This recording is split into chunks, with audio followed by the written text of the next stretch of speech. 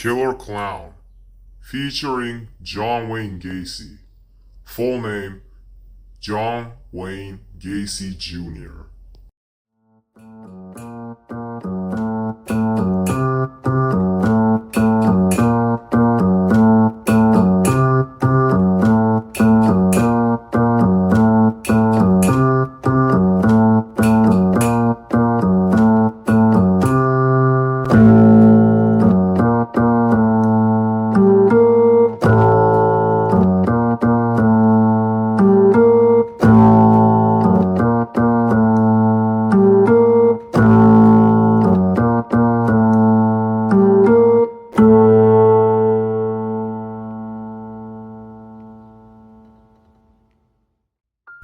Crimes and sprees. John was known to be convicted of torturing, raping, and murdering approximately 33 young men. The spree of killings had lasted between 1972 to 1978 in Chicago, Illinois. His victims were all male. However, he would target vulnerable young men, often finding them, spotting them at bus stations, picking them up as hitchhikers, and even luring them to his home with the promise of high-paying jobs. Other than murders, he was known to sexually assault little boys or teenagers, which led to a 10 years prison sentence on 1968. However, he was released just 18 months later prior to the arrest for the assault. To cover up his murders, it was reported while he did not wear his highly known clown costume during the murders or the killings itself. He would instead engage wearing the clown costume in babysitting children or holding an event for children to create an energetic and positive persona while serving as a clown comedian for the toddlers to laugh at and enjoy. In other words, he had a double life, one involving acting as if he was a clown who was attempting to create a happy environment for children, while on the other hand, or side, he is a complete killer who murders men, young men, and engaged in horrible, horrific violence. In clown-wise, he would dress up as Pogo the Clown. Investigation. The investigation of the case of John Wayne Gacy involved a high-intense psychological game that led to a huge investigation from just a standard missing person search case. For 6 years, the Chicago police had dismissed the missing boys case, blocking with saying they may be runaways. However, that was soon changed on the 11th of December, 1978, when 15-year-old Robert Piest was suddenly vanished. Before Robert vanished, it was reported he was last seen with John Wayne Gacy. In addition, he was known to have high grades and an intelligent behavior, and in other words, he was not the type of child who would run away easily, which led to the police heavily focusing on John based on the clues, specifically Des Plaines Police Department. The authorities were able to get a warrant based on the records of sexual assaults John had made before, specifically and especially the one from 1968. It was reported the police had set it up a meeting with John. However, he wouldn't show up, saying he got into a car accident, which was proven and soon discovered as a huge lie and a false fact later on. When he would meet the police, he would lie to them. In addition to cover up his dark demeanor, he would take them out for breakfast and lunch, acting as if he was a gentleman. However, despite the attempts of lies John had made to the police, the authorities noticed an unpleasant odor that came from the sewers, though John would cover up with dismissing it as a broken pipe condition. The pressure from the authorities would get the best of John, leading to him confessing the around 30 murders to the police. In addition, it was reported he had hired a company to help dig a huge trenches in the garden from his flat. The authorities were able to pull out the 26 bodies from the hole he hired the company to dig. Trial and court proceedings. The trial, also the court proceedings, had began on February 6, 1980, and lasted for in total 5 weeks, Similar to the case of Ted Bundy, this case was also publicized and involved heavy emotions. The defense team of John Wayne Gacy had argued he was not guilty for the reason of insanity, seemingly said he had suffered from several mental illnesses, along with personality disorders, though it was argued back by the prosecutors. A truly insane person cannot act on consistently trick 33 separate victims into handcuffs and murder them. In addition, multiple young men had survived attacks, serving as witnesses during the court, also mentioning different from an insane person. John Wayne Gacy had a calculating and calm demeanor during the assaults or attempts of murders. The court took place on Cook County Criminal Courthouse in Chicago, Illinois. Similar to the case of Ivan Milat, Australian backpacker killer, it was reported John had smiled, smirked, lacking remorse or empathy for the victims' families who sat feet away. It was reported John Wayne Gacy had requested to have his clown costume returned to him so he could show up to the court wearing the costume and insult families. On March 12, 1980, the jury had denied the claim of insanity of John, in addition sentencing him to 12 death sentences, along with 21 consecutive natural life sentences, which meant he would receive the death penalty with lethal injection. Childhood. The childhood of John was defined by severe physical abuse, along with emotional humiliation and series of trauma that will lead to his mental condition worsening, likely contributing to his killings and murderous mind as well. During his child ages, his father, John Stanley Gacy, who was a violent alcoholic veteran, who created a fearful and dangerous household environment.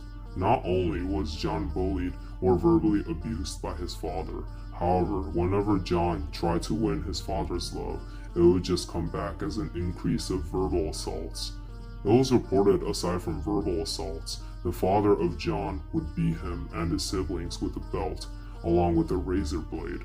For his punishments, even a small mistake, John would be forced to be punished inside a dark closet that had highly limited space. In contrast to the relationship with his father, John loved his mother, Marion Robinson, which led to his father calling him a mama's boy or other names. Aside from mental conditions or trauma, John experienced physical trauma, which involved many blackouts, unconsciousness.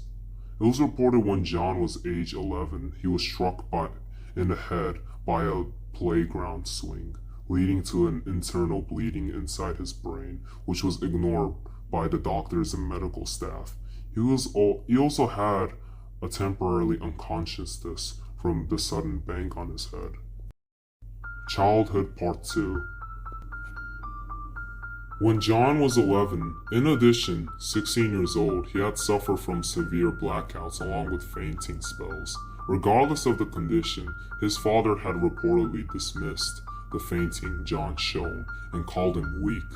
John was reportedly diagnosed with a heart condition as a youth, which restricted from playing any sports or physical activities, adding a reason to apparently for his father to make fun of him and bully him more. School life-wise, he was reportedly bullied from his conditions and constant fainting spells. However, he would ignore and join extracurriculars along with Boy Scouts. Despite the active focus towards activities in school, it was reported John had a poor academic level due to the fact he was preoccupied with abusive household. In addition, he would skip class often to work part-time jobs, prefer to work with an adult-like work rather than children's education. Due to the academic struggles, he was forced to work at night classes. A lot of the peers who had been with John during classes had reported he was an average student and hard to remember. In other words, he was socially isolated in class despite attempting to belong in with the popular students. Personal life, potentially affecting their crimes and acts. John was reportedly married twice and even fathered 2 children. His first wife, who goes by Marilyn Myers, whom he married on September of 1964 in Waterloo, Iowa. In addition, both of them worked with a company in Springfield, Illinois. Jon and Marilyn had 2 children, specifically a son and a daughter, who are born 1 year apart from each other, though that marriage had eventually crumbled the moment Jon got arrested for assault, leading to a 10-year prison sentence, which he would avoid most part. Marilyn had filed a divorce, which led to Jon never seeing his biological children for the rest of his life. In 1972, he had married and met his second wife, Carroll Hoff, who was in fact a former high school classmate. He had 2 stepdaughters along the way, though he was absent often during the night due to his murder spree, making one of the reasons for the divorce between them. Also for several other reasons, including secret pornography and extreme violent control. Pivotal events. Jon Wayne Gacy Jr. was born on the 17th of March, 1942 in Chicago, Illinois. On 1953, aged 11, Jon was struck in the head by a playground swing. He was first arrested on 1968 in Waterloo, Iowa. He was released as an early parole on June 1970. On January 1972, Jon had committed his first murder. From 1975 to 1978, Jon began his Polo the Clown persona and costume. On December 11, 1978, Des Plaines Police began its investigation. On December 21, 1978, Jon Wayne Gacy confessed to his crimes, also that was his arrest date. He was sentenced to death on March 13, 1980 for the first-degree murders. Quotes from Jon Wayne Gacy, Jr. You know, clowns can get away with murder.